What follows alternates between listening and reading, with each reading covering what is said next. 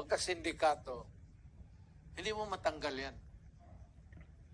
Hindi mo basta-basta matanggal yan.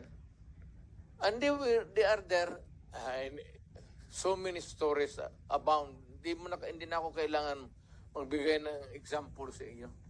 Dito sa Maynila, mga mayors, pera. It's always money, money, money, money.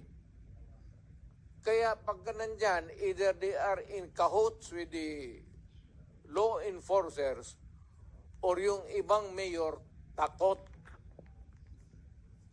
Yung sa probinsya, kung magka-mayor ka, kaya wag kayo, may nakikinig ngayon, wag kayo magpili ng mayor na pitsugin.